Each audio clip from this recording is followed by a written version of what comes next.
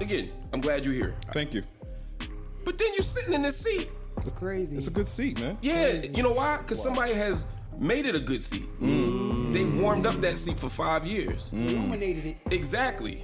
And then the brother came over respectfully. Right. Said, excuse me. Oh, he didn't say that. He said, "Excuse me, King." Nah, he said, let me get here. He said, get the fuck day out. room on Run Rikers or something. Get the fuck out my seat, bro. Yeah, get the like That would have been trying to hurt me. So if he would have asked nicer. Nah, I'm just saying, like I didn't know we were playing Hey, musical dog, chairs. we're not doing that on my name. I This didn't shit say that. is- I didn't know.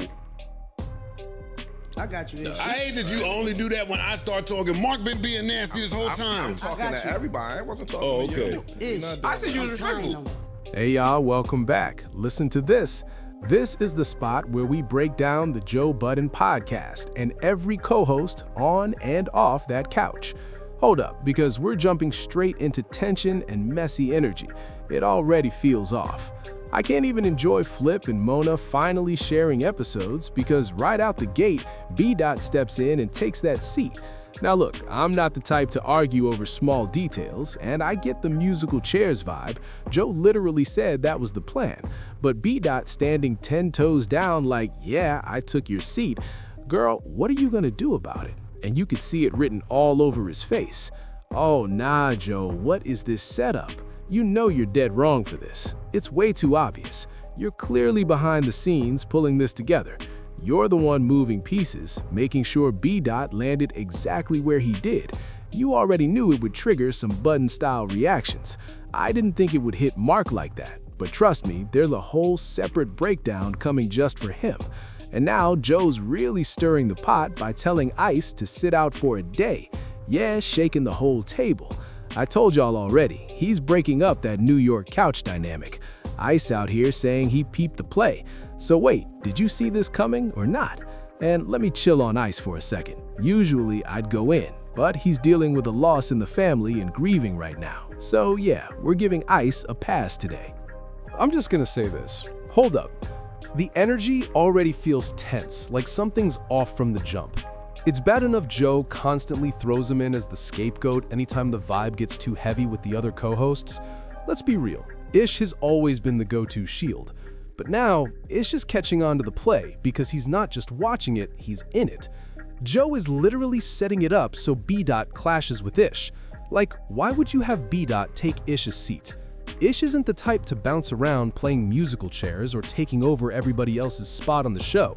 He's not even trying to move to that side chair, the one people actually want because it has its own camera angle. Personally, I'd pick the seat Flip had today, no question. But nah, Ish stays planted on that couch. Alright, cool.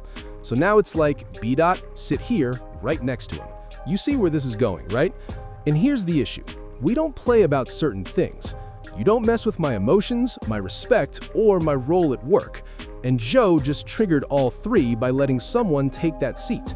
So naturally, with fans rocking with Ish, Patreon comments went crazy, like, yo, what is B.Dot doing? People were saying, get him out of here, calling him corny, and questioning why he's even in that position, trying to act tough with Ish. And I get all that, but listen closely. I'm starting to peep the real reason B.Dot is there. He's already gotten under people's skin, and you know I clocked that immediately. Joe's lining him up to go at Ice next, especially on music debates. Alright, I see it. There wasn't any natural tension between him and Ish, so Joe manufactured one with the seating switch. Okay, that's calculated. And on top of that, Joe already knew exactly how Mark would react and play into this. And just like that, he walked straight into the trap. Listen, once again, that's a whole separate breakdown, so I'm not even about to dive deep into it here. But hold up, I see exactly what's going on with Mark and B.Dot. There's a clear reason those two ended up clashing toward the back half of the episode. Joe is very intentional, and B.Dot is the piece he's using to set everything off. It's like he's saying, wake up everybody, I can press every single weak spot using one person.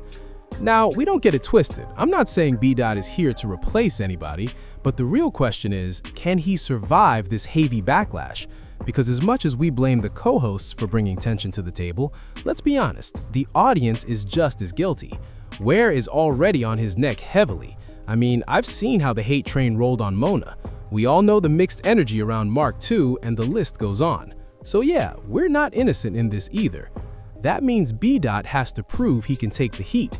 And to his credit, he's not acting too cool for the moment. He'll get up, dance during the intro, and even clown himself a bit while still challenging everyone else's so-called strengths. So again, there's a reason, and Mark ended up going at it like that. Now the bigger question, does this actually help the show? Short term? Absolutely. Drama, narratives, tension, that always pulls attention and boosts engagement. But if that heavy energy sticks around too long and there's no real chemistry building between the cast, and you've got 8 to 10 voices talking over each other non-stop, yeah, that's when it starts to feel repetitive real fast. At that point, Joe's gonna have to shake things up even more. And whether that actually improves the show, girl, that's still up in the air. If I had to sum up B.Dot's run so far, listen to this. I'd say he's slowly winning me over. He's disruptive in a way that forces reactions. He's not locked in with any alliances, and he's carrying that corny label people keep throwing on him while trying to shake it off, just like Mark. Hold up. Maybe they've got more in common than we originally thought. And listen to this. Maybe Joe's about to start flipping everybody's so-called weaknesses right back on them. Now, as far as the overall vibe of this episode, let me circle back to Flip and Mona. I can't lie, it was actually kind of refreshing seeing Flip stand up for Mona. There were multiple moments where Flip checked Joe like, stop cutting her off, let her finish, let him finish, don't do that. He even made it clear that interrupting kills the whole flow of thought, and it's not just him, it's something everybody feels. So when Flip and Mona were going back and forth in a good way, not arguing but building, I was like, wait a minute, oh, so this is what it could look like. But here's the catch, that opens the door for a whole new narrative. Whether that narrative came from me, the community, or Joe himself, we all play a role in pushing these stories forward. Because let's not forget, we've been saying this whole time that Flip and Mona don't mesh. People were even blaming Mona for why Flip wasn't showing up consistently anymore. And then boom, plot twist. Ice started getting a little too comfortable, calling out Flip for missing episodes. Next thing you know, everything flips. Now Flip's back on every episode like clockwork. Meanwhile, Ice and Ish are the ones popping in and out. And listen, we could really take it there. What if their pay actually shifted because of this?